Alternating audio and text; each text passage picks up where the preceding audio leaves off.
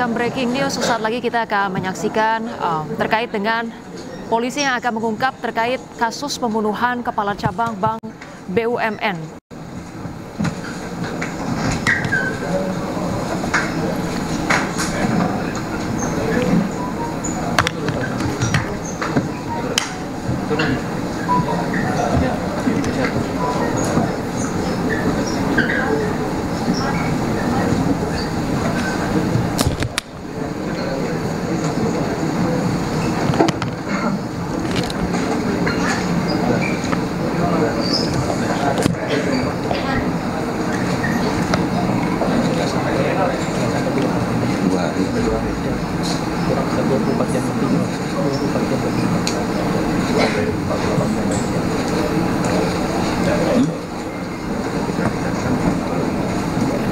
Ya pemirsa, ini kita saksikan kondisi terkini di Polda Metro Jaya terkait dengan kepolisian yang mengungkap pembunuhan Kepala Cabang Bank BUMN. Dan sejumlah tersangka pemirsa ini sudah tampak berdiri dan menghadiri terkait dengan konferensi pers yang hari ini digelar oleh pihak kepolisian.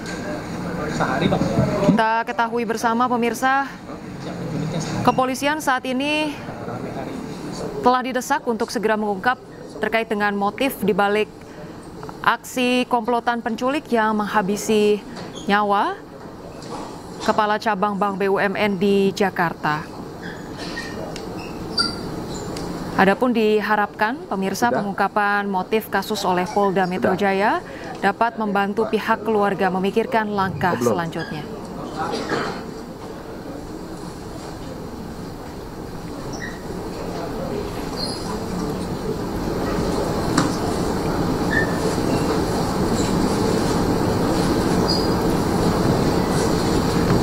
Pihak keluarga pemirsa dalam waktu dekat sudah menantikan terkait dengan keterangan oleh penyidik di Treskrimum Polda Metro Jaya dan Pomdam Jaya terkait dengan kasus ini.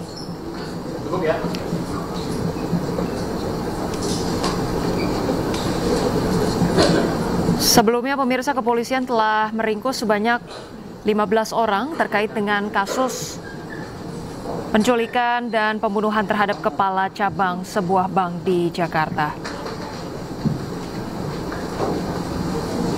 4 aktor utama penculikan dan pembunuhan kepala cabang sebuah bank di Jakarta berinisial MIP. Sebelumnya pemirsa, jasadnya ditemukan di Bekasi, Jawa Barat pada Kamis tanggal 21 Agustus lalu. Bisa kita mulai, rekan-rekan? Baik, bismillahirrahmanirrahim. Assalamualaikum warahmatullahi wabarakatuh. Salam sejahtera buat kita semua. Shalom, Om Swastiastu, salam kebajikan, namo buddhaya.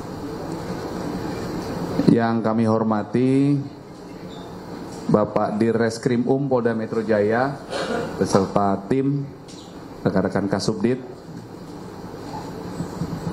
Jatanras dan Kasubdit Resmob, kemudian rekan-rekan penyidik, kemudian yang kami hormati Bapak dan Pomdam Jaya hadir juga pada siang hari ini rekan-rekan, kemudian yang kami hormati rekan-rekan kami dari Bithumas Polda Metro Jaya, Pak Kasubdit Penmas, dan yang kami hormati dan kami banggakan rekan-rekan kami jurnalis dan media yang sudah berkenan hadir siang hari ini. Rekan-rekan, saat ini akan kita sama-sama atau kami melaksanakan konferensi pers penjelasan berkaitan dengan pengungkapan kasus penculikan dan atau perampasan kemerdekaan terhadap seseorang yang mengakibatkan korban meninggal dunia, yang terjadi beberapa waktu yang lalu, yang dalam waktu yang sangat singkat berkat kesigapan tim gabungan yang telah dibentuk oleh Bapak Dirreskrimum. Jadi tim gabungan ini melibatkan 2 subdit. Yang Yang pertama Subdit Jatanras, dan yang kedua Subdit Resmob, Ditreskrimum Polda Metro Jaya, dalam waktu 1 kali 24 jam berhasil awalnya mengungkap klaster penculikan. Nanti akan dijelaskan oleh Pak Dir. Ada beberapa peran. Kemudian setelah kasus ini dikembangkan, penyidik langsung melakukan komunikasi, koordinasi, kolaborasi, melakukan kerjasama, dan langsung direspon cepat oleh rekan-rekan kami dari jajaran Pomdam Jaya. Ini merupakan wujud komitmen Polda Metro Jaya dan Kodam Jaya senantiasa bekerja sama dalam berbagai aspek dalam menjaga Jakarta. Ya, kolaborasi dan kerjasama ini terjalin sangat baik sehingga akhirnya peristiwa penculikan, peristiwa perampasan kemerdekaan terhadap seseorang ini dapat terungkap dengan baik. Yang pertama tentunya kami persilakan kepada Bapak Direskrim untuk menyampaikan kronologis dan proses pengungkapannya. Setelah itu nanti kami berikan kesempatan juga kepada Bapak dan Pomdam Jaya untuk menyampaikan proses kerjasama dan hasil atau langkah-langkah yang telah dilakukan. Kami persilakan Pak Dir.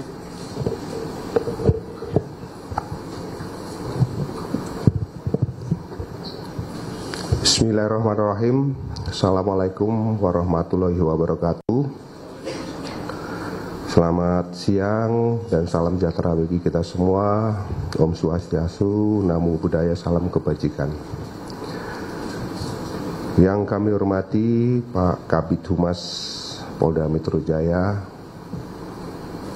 yang kami hormati Bapak dan Pomdam Jaya beserta tim penyidik dari Pomdam Jaya, yang saya hormati Kasubdit Penmas, Kasubdit Jatanras, Kasubdit Resmob beserta tim penyidik Ditreskrim Polda Metro Jaya, serta rekan-rekan media yang saya banggakan. Pada kesempatan yang baik ini, izinkanlah kami dari Direktorat Reserse Kriminal Umum Polda Metro Jaya akan merilis tentang pengungkapan kasus penculikan dan atau perampasan kemerdekaan seseorang yang mengakibatkan korban meninggal dunia sebagaimana dimaksud dalam pasal 328 dan atau 333 KUHP. Perlu kami sampaikan bahwa kasus ini berawal dari terjadinya kasus penculikan ataupun perampasan kemerdekaan terhadap seseorang yang mengakibatkan meninggal dunia, di mana kejadian tersebut berawal dari lokasi parkiran Lotemat Pasar Rebo di Jalan TB Simatupang, Kelurahan Susukan, Kecamatan Ciracas, Jakarta Timur. Bahwa peristiwa tersebut terjadi pada tanggal 20 Agustus 2025 sekira pukul 14.00. Yang selanjutnya kasus tersebut dilaporkan oleh pelapor di Polres Metro Jakarta Timur. Perlu kami sampaikan bahwa identitas daripada korban yaitu dengan inisial MIP yang merupakan karyawan sebuah BUMN yang menjabat sebagai Kepala Cabang Pembantu BRI di Cempaka Putih, Jakarta Pusat. Adapun motif daripada para pelaku melakukan perbuatannya yaitu para pelaku ataupun para tersangka berencana untuk melakukan pemindahan uang dari rekening dorman ke rekening penampungan yang telah dipersiapkan. Rekan-rekan sekalian, bahwa peristiwa ataupun kronologis daripada kejadian tersebut berawal dari sekitar bulan Juni tahun 2025. Pelaku atas nama C alias K bertemu dengan saudara pelaku DH, di mana pada saat itu C alias K memiliki data rekening dorman di beberapa bank. Kemudian saudara C alias K memiliki rencana untuk memindahkan uang dari rekening dorman tersebut ke rekening penampungan yang telah dipersiapkan. Sehingga dalam rencana ini C alias Ken sudah menyiapkan tim IT. Namun untuk melaksanakan hal tersebut memerlukan persetujuan ataupun otoritas dari kepala bank. Sehingga pelaku atas nama C alias K mengajak DH untuk mencari kepala cabang ataupun cabang pembantu yang bisa diajak bekerja sama dalam rangka pemindahan uang tersebut dari rekening dorman ke rekening yang telah dipersiapkan ataupun rekening penampungan. Kemudian pada tanggal 30 Juli 2025, C alias K bersama dengan pelaku atas nama DH dan AAM melakukan pertemuan. Hal tersebut dikarenakan C alias K memiliki informasi terkait data rekening dorman yang ada di Bank BRI. Kemudian C alias K menyampaikan karena upaya-upaya sebelumnya untuk mendekati kepala cabang tidak pernah berhasil, maka pekerjaan pergeseran dana tersebut akan berhasil apabila dilakukan dengan dua opsi ataupun dua metode. Opsi pertama, melakukan pemaksaan dengan kekerasan dan ancaman kekerasan. Setelah itu, korban akan dilepaskan. Kemudian, opsi yang kedua, melakukan pemaksaan dengan kekerasan dan atau ancaman kekerasan. Dan apabila berhasil, maka korban akan dihilangkan atau dalam arti kata korban akan dibunuh. Selanjutnya, pada tanggal 31 Juli 2025, C alias K bersama dengan DW dan saudara AAM kembali melakukan pertemuan untuk membahas apakah akan dilaksanakan opsi 1 ataupun opsi 2. Kemudian pada tanggal 12 Agustus 2025, C alias K bersama dengan DH berkomunikasi melalui WhatsApp. Dan di dalam komunikasi tersebut mereka memutuskan untuk memilih opsi 1, yaitu melakukan pemaksaan dengan kekerasan ataupun ancaman kekerasan, setelah itu korban dilepaskan. Pada tanggal 16 Agustus 2025, pelaku atas nama DH mengajak saudara JP,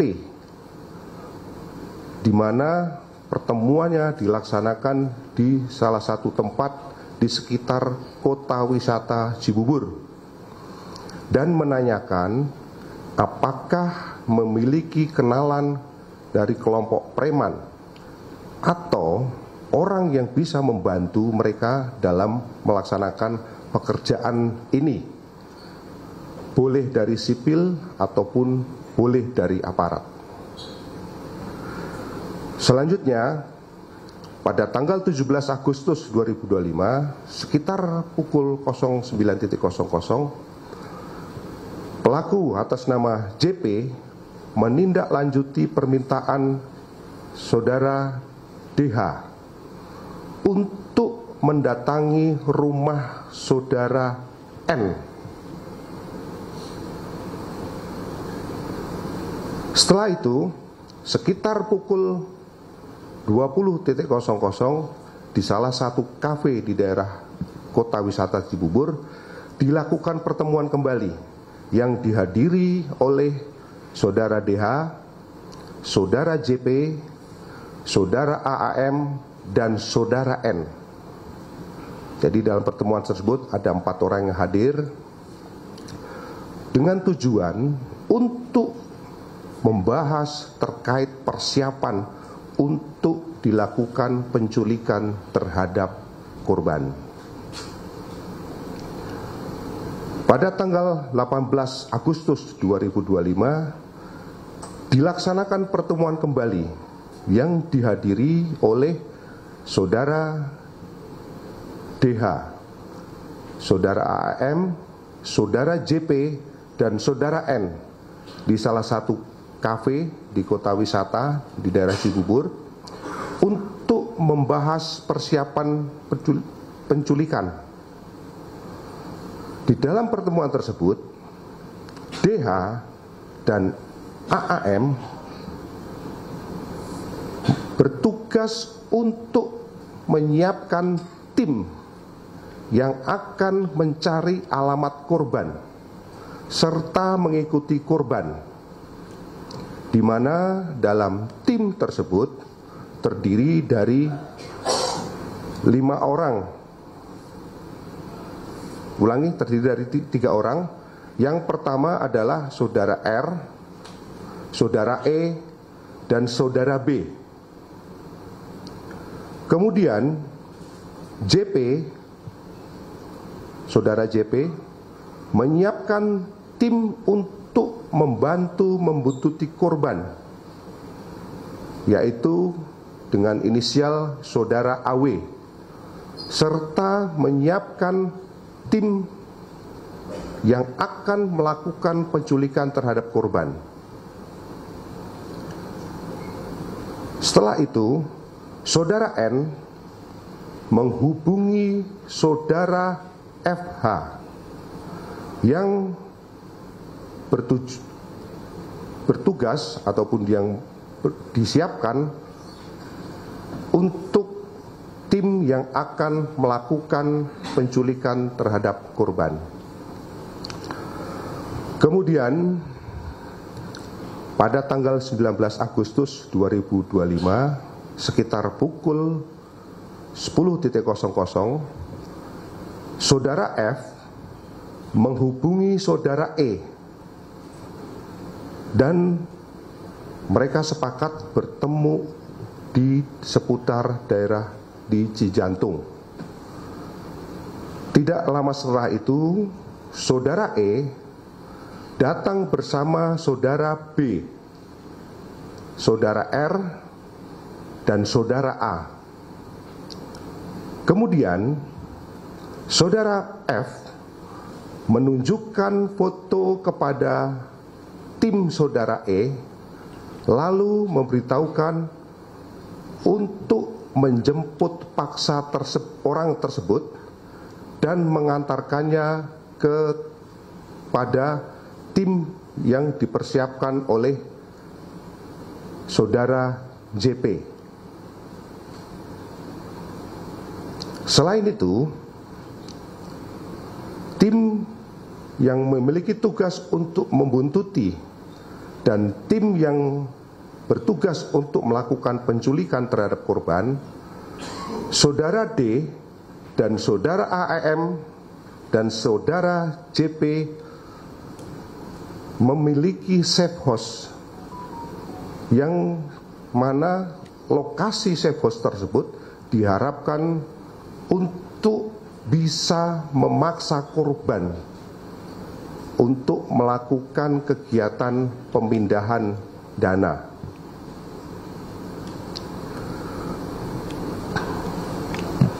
Rekan-rekan sekalian, selanjutnya pada tanggal 20 Agustus 2025, setelah dilakukan serangkaian kegiatan pembuntutan terhadap korban,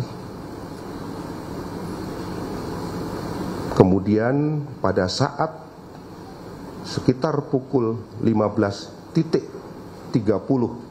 waktu Indonesia bagian Barat, di parkiran Lotemat Pasar Rebo, Jakarta Timur, korban berhasil diculik oleh tim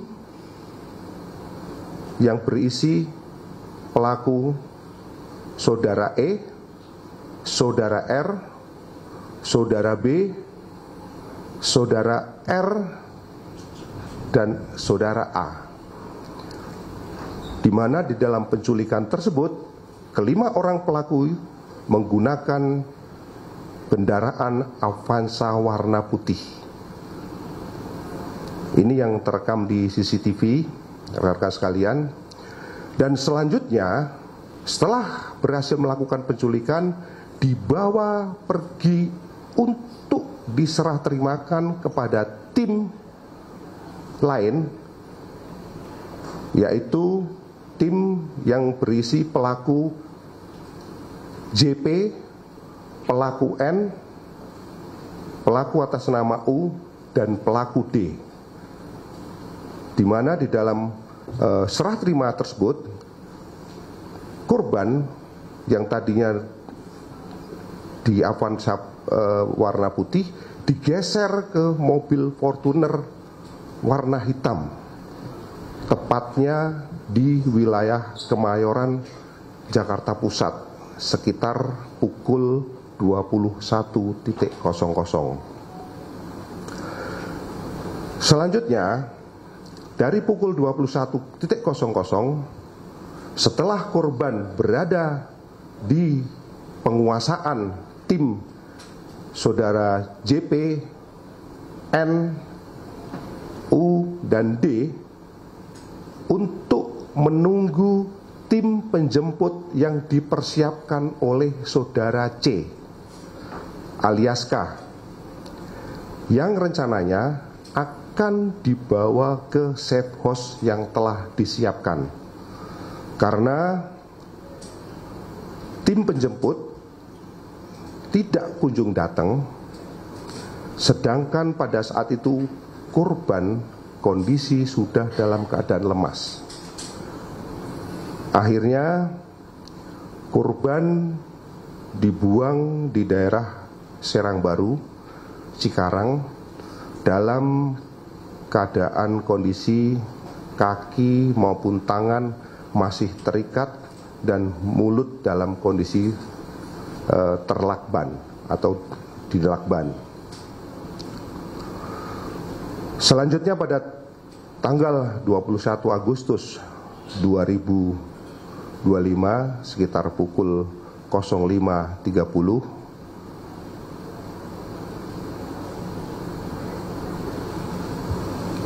Polsek dari Cikarang mendapatkan laporan tentang penemuan mayat dari warga masyarakat sekitar, dan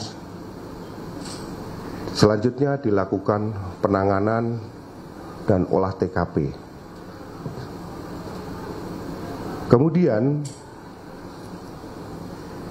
setelah dilakukan visum, kami sudah mendapatkan hasil sementara daripada visum et repertum, di mana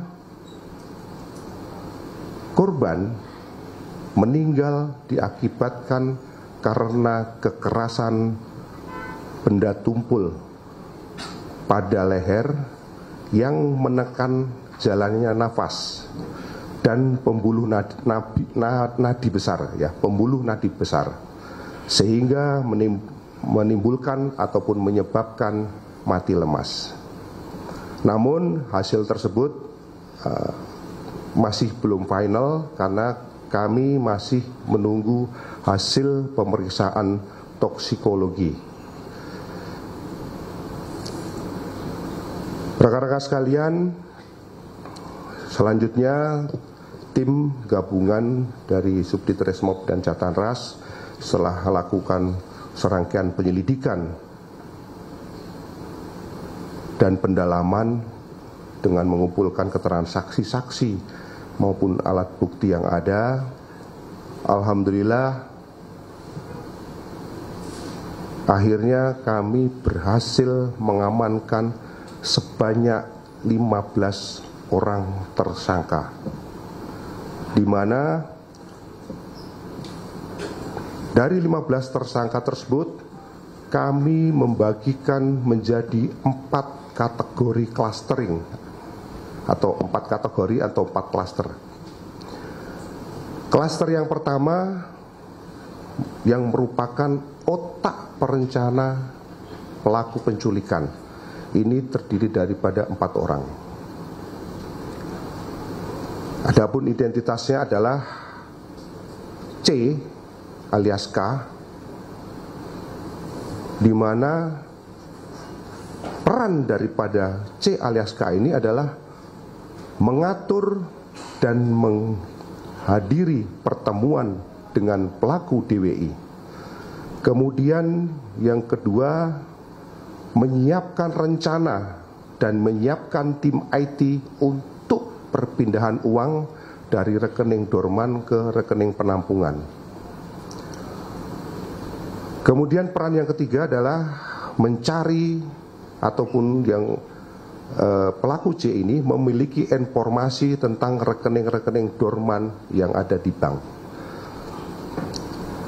Selanjutnya, pelaku yang kedua adalah pelaku DW. Pelaku DW ini perannya adalah yang pertama menghadiri pertemuan dengan saudara C alias K. Kemudian saudara, ulangi DH ya, bukan DW.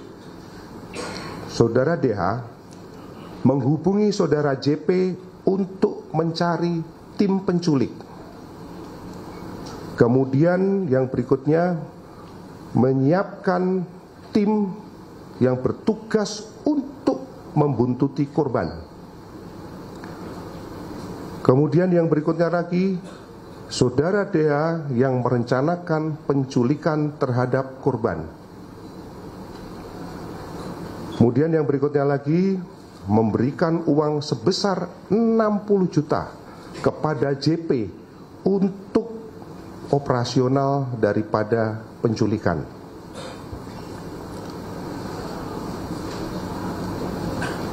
Selanjutnya, pelaku yang ketiga adalah pelaku atas nama AAM.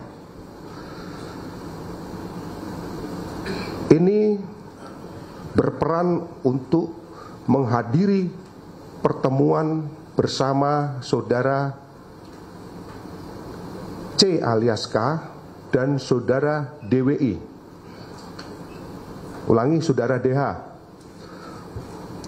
Kemudian AAM juga merencanakan penculikan terhadap korban dan menyiapkan tim yang bertugas untuk membungkuti korban. Selanjutnya, pelaku yang keempat adalah saudara JP bertugas mempersiapkan tim eksekutor bersama dengan saudara N. Kemudian saudara JP ini juga ikut membuang korban di Cikarang bersama saudara N. Kemudian yang ketiga berperan mengkoordinir dan mengawasi jalannya pembuntutan sampai dengan kegiatan daripada penculikan terhadap korban. Kemudian peran yang berikutnya adalah memberikan uang sebesar 150 juta kepada saudara N untuk operasional penculikan. Rekan-rekan sekalian, itu adalah klaster daripada otak perencana penculikan terhadap korban. Kemudian klaster yang kedua ini merupakan klaster eksekutor penculikan terhadap korban, di mana di dalam klaster penculikan terhadap korban ini kami berhasil mengamankan sebanyak 5 orang tersangka. Yang pertama dengan inisial E, ini berperan memasukkan secara paksa korban ke dalam mobil Avanza putih, kemudian melakukan penganiayaan kepada korban. Yang berikutnya melilitkan lakban ke wajah korban, kemudian mengikat tangan korban dengan tali rafia. Dan pelaku E menerima uang sebesar 45 juta rupiah dari saudara FH untuk operasional penculikan, yang kemudian uang tersebut dibagikan kepada 4 rekannya yang lain, masing-masing dengan besaran 8 juta rupiah. Selanjutnya, pelaku yang kedua atas nama REH ini berperan membantu saudara E, pelaku yang pertama, untuk memegangi korban dari belakang dalam proses melilitkan lakban dan mengikat tangan korban. Selanjutnya, pelaku JRS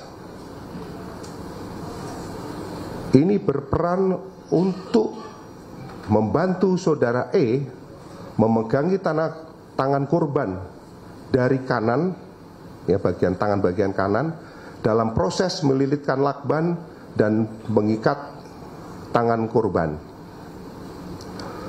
Selanjutnya, pelaku atas nama AT ini berperan membantu saudara E untuk memasukkan korban secara paksa ke dalam mobil Avanza putih. Kemudian membantu saudara E memegangi korban dari kiri dalam proses ketika dilakukan lilit lakban dan pengikatan tangan korban. Sedangkan pelaku yang kelima adalah pelaku EWB. Ini merupakan driver daripada mobil Avanza pada saat terjadi penculikan. Kemudian di klaster ini ada terlibatan oknum TNI. Nanti untuk lebih jelas akan disampaikan oleh Danpom Jaya, baik identitas maupun peran daripada tersangka tersebut. Adapun klaster yang ketiga adalah klaster penganiayaan yang mengakibatkan korban meninggal dunia. Ini sebanyak 3 orang Yang pertama adalah saudara JP, yang mana JP ini juga merupakan salah satu otak perencana, tapi juga sekaligus sebagai eksekutor. Karena seperti kita ketahui bersama bahwa JP ini juga berada di dalam mobil Fortuner warna hitam, yang mana korban ketika dipindahkan setelah diculik itu dipindahkan dari Avanza putih ke Fortuner hitam. Adapun peran saudara JP yaitu menginjak kaki korban pada saat di dalam mobil Fortuner dan membuang korban bersama saudara N.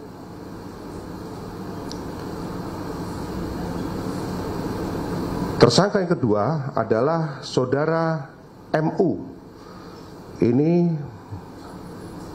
merupakan sopir ataupun driver yang mengendarai mobil Fortuner yang digunakan untuk membawa korban dari Kemayoran sampai dengan lokasi pembuangan di daerah Bekasi.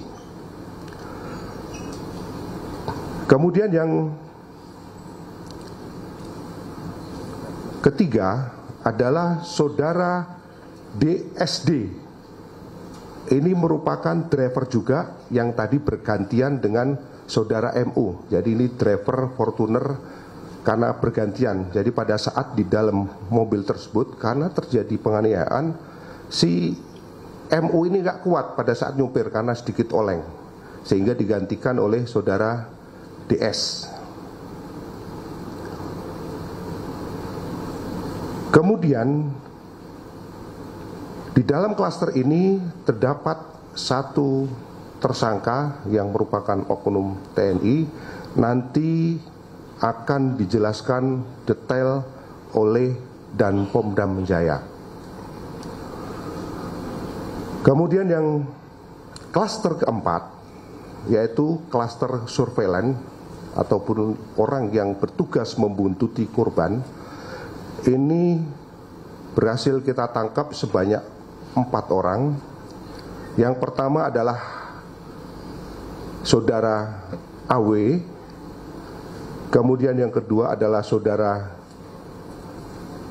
EWH, sedangkan yang ketiga adalah saudara RS, yang keempat adalah saudara RS. Rekan-rekan sekalian, dari kasus tersebut masih ada 1 orang yang belum tertangkap dan kami tetapkan sebagai DPO.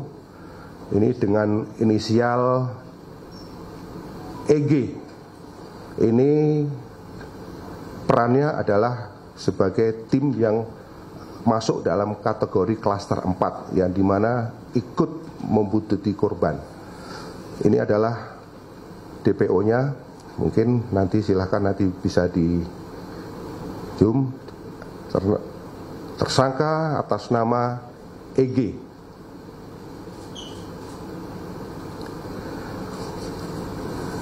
Rekan-rekan sekalian, dari hasil penyelidikan dan penyidikan serta pendalaman yang telah dilakukan oleh tim penyidik terhadap para tersangka dipersangkakan dengan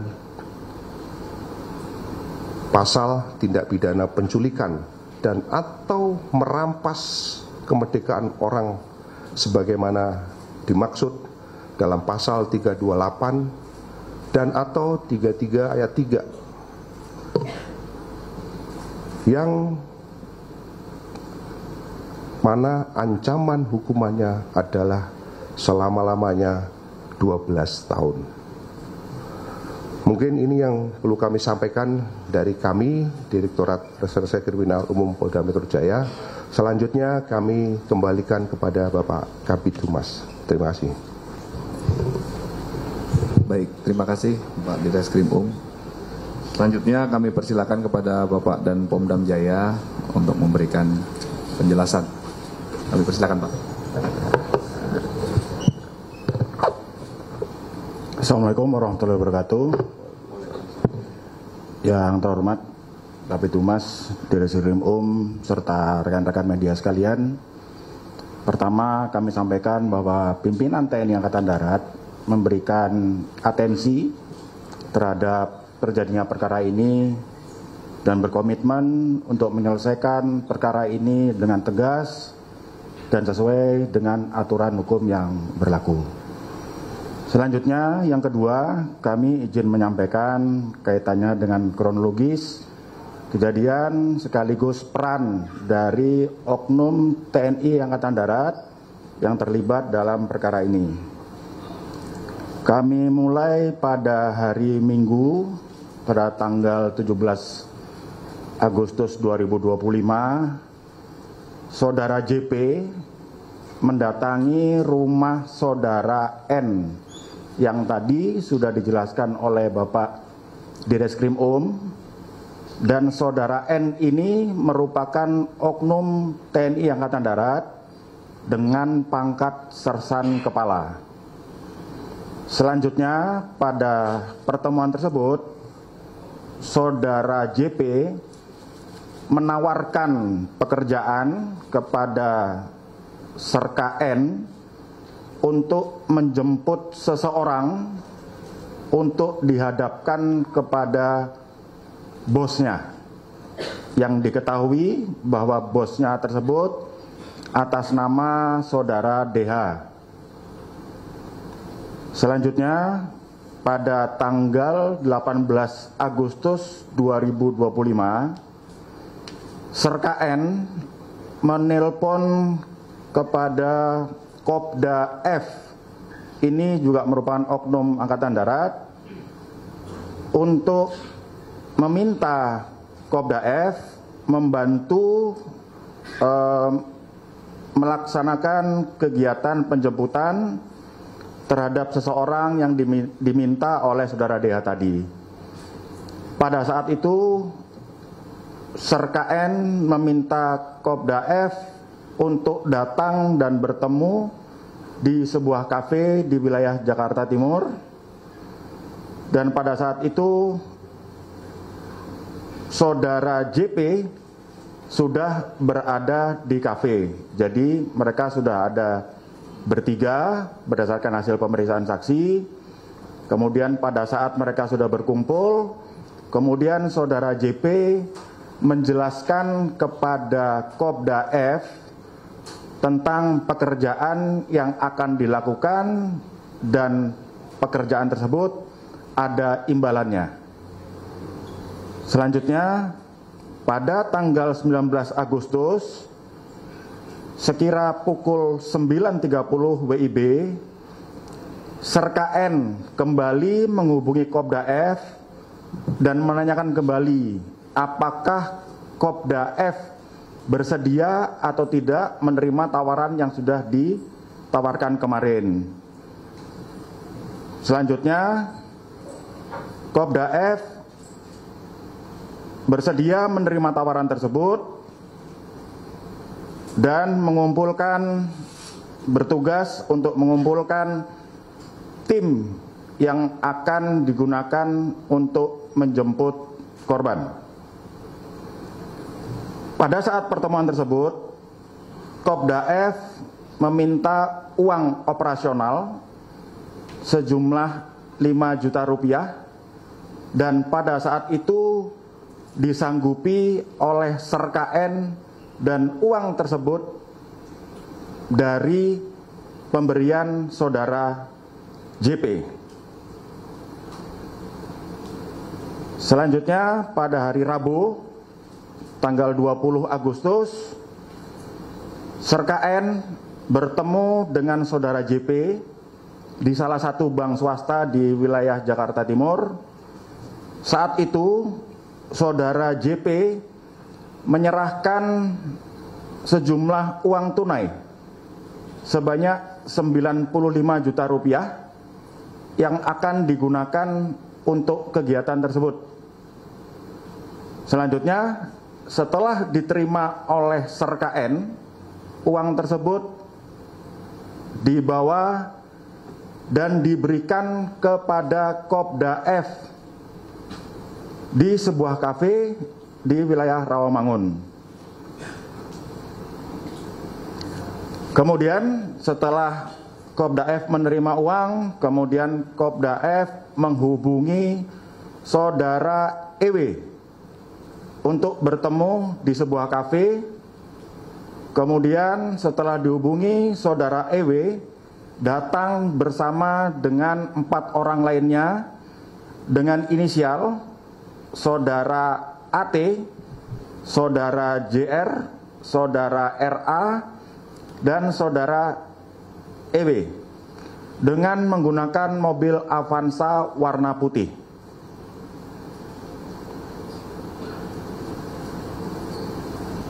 Sekira pukul 13.45,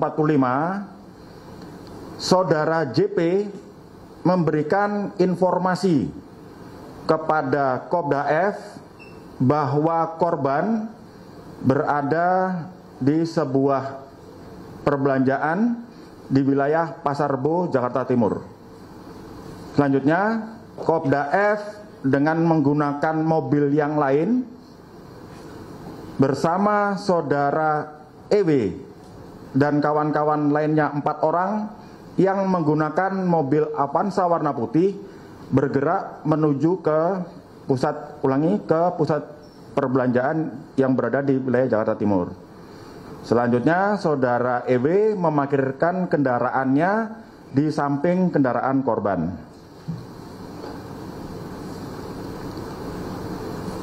Sekira pukul 16.30 saat korban datang, kemudian saudara EW dan saudara A langsung memenuhi korban dan memasukkan ke dalam mobil Avanza warna putih. Pada saat kejadian tersebut, Kopda F berada di lokasi parkir, namun tidak dalam satu kendaraan yang sama.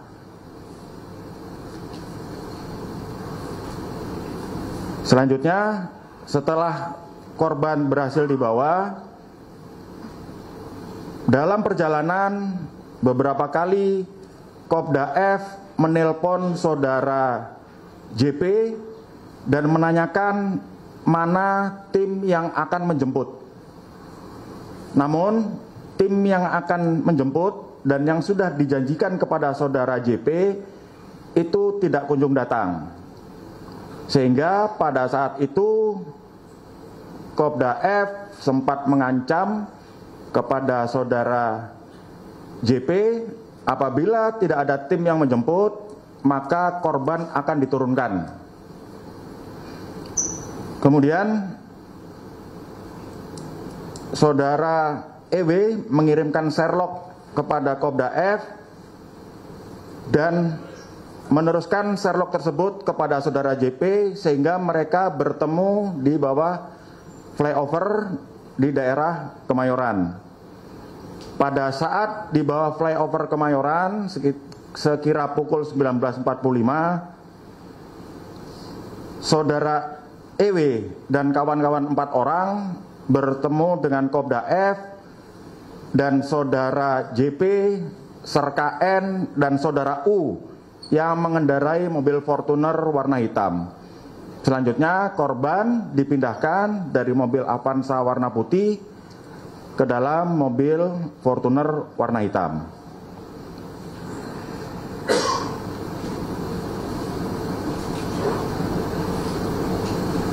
Saat berada di dalam mobil Fortuner warna hitam, di dalam mobil tersebut terdapat Serka N, kemudian saudara JP, dan saudara U.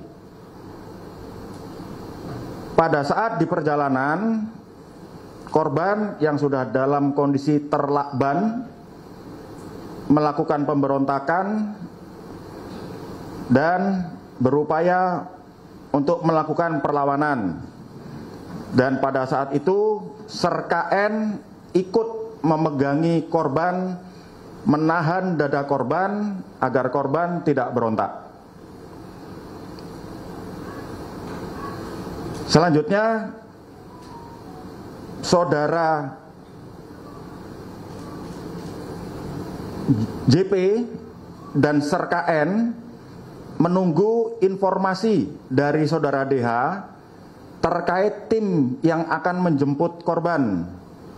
Namun karena tim tidak datang dan korban melakukan terus perlawanan dan diduga korban juga sudah dalam kondisi yang lemas, selanjutnya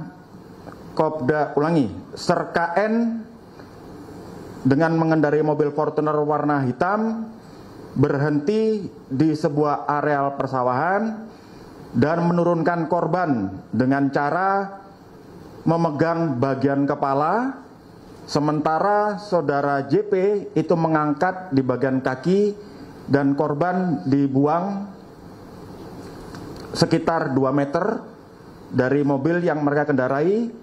Dan setelah korban diletakkan di tempat tersebut, selanjutnya Serka N, saudara JP, dan saudara D pergi meninggalkan lokasi tersebut. Rekan-rekan media sekalian, sampai dengan saat ini kami dari penyidik Pom Dam Jaya telah memeriksa saksi sebanyak 17 orang dan sudah menetapkan 2 orang tersangka dan melakukan penahanan terhadap 2 orang tersangka tersebut atas nama Sersan Kepala N dan Kopral 2F. Selain hal tersebut, kami juga sudah melakukan penyitaan uang sejumlah 40 juta rupiah dari Kopda F dan uang tersebut diduga dari hasil tindak pidana yang dilakukan. Demikian rekan-rekan media sekalian hal yang dapat kami sampaikan. Selanjutnya kami kembalikan kepada Kabid Humas. Terima kasih. Baik, terima kasih Bapak dan Pom Dam Jaya atas penjelasannya. Kemudian kami persilakan kepada rekan-rekan kami dari media yang ingin melakukan pendalaman, mohon bantuan untuk sound systemnya. Kami persilakan dari sebelah kanan kami dulu ya. Oke, silakan, Mas. Ya, perkenalkan saya Ansari dari Bisnis Indonesia. Mau tanya tadi terkait dengan rekening dorman itu, si pelaku ini tahu dari mana ya data-datanya? Jumlah rekening dormannya itu berapa? Sama itu punya siapa aja? Terakhir, apakah benar di antara 15 pelaku ini ada karyawan Bank BUMN yang sudah menjadi tersangka? Terima kasih.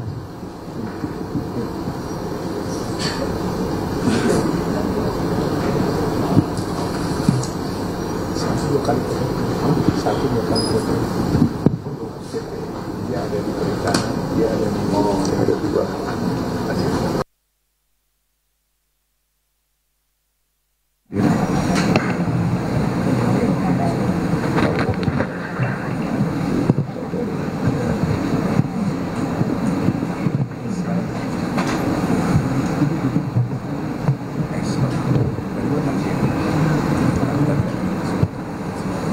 Baik, terkait dengan rekening dorman, ini hasil pemeriksaan saudara C alias K itu mendapatkan informasi dari temannya dengan inisial S. Namun ini masih kita dalami dan kita lakukan pengejaran karena masih identitasnya ini masih belum jelas yang disampaikan. Kemudian berapa jumlahnya sampai sekarang juga belum kita ketahui karena saudara C alias K ini masih tertutup. Jadi hasil pemeriksaan belum mau membuka. Kemudian apakah ada karyawan di BUMN yang terlibat? Ini dalam hal ini sampai sejauh ini belum ada keterlibatan, tapi mungkin kita akan melakukan cek ulang kembali nanti. Ya, artinya kita akan sesuai dengan komitmen bahwa siapapun yang terlibat akan kita proses sesuai dengan aturan yang berlaku. Pak, mungkin tambahan Pak, untuk S ini tuh siapa ya Pak? Dia maksudnya dari mana atau? Mohon maaf Pak, nanti kalau kita sampaikan nanti lebih ini lagi. Tolong Mas ya, oke.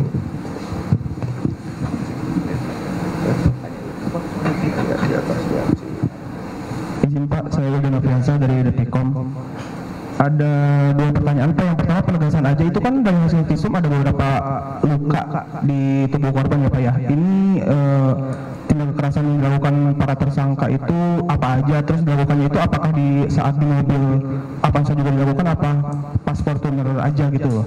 Terus yang kedua buat Badan POM, untuk sanksi kedua tersangka ini apakah sudah ada, apakah ada pemecatan dan lain sebagainya Pak? Terima kasih. Sama penegasan Pak, berarti buronnya itu dua ya, selain tersangka yang tadi udah ditampilkan DPO itu, berarti ada sosok yang tadi sebagai informasi yang S ya, yang rekening Dorman itu, yang DPO-nya. SK masih kita cek dulu. Oh, oke.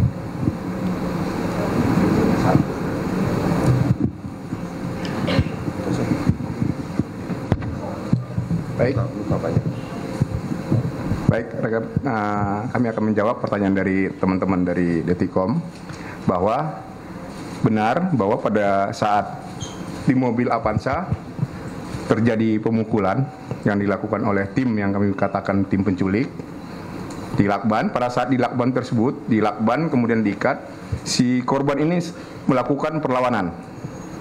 Perlawanan tidak menurut sehingga si tim dari E ini yang melakukan penculikan ini atau penjemputan ini melakukan pemukulan sehingga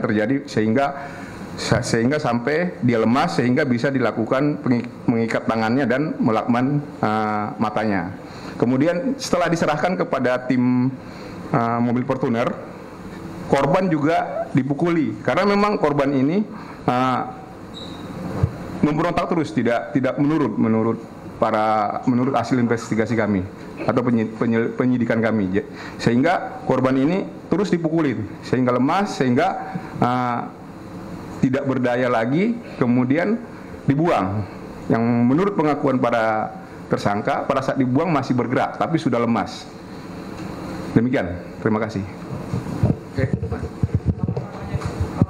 Dibuang di lokasi itu kan ini kan sudah masuk ke penculikan, kekerasan itu. Kapan dibuang di tempat umum gitu, enggak dibuang ke tempat yang lain lebih tertutup asal dari tempat pada sama. Itu kan bukan tempat umum, itu tempat tertutup, sepi. Di lapangan. Di lapangan jauh dari pemukiman. Oke. Ya, silakan Pak, ini dulu. Dan Pak dulu ya. Monggo Mas.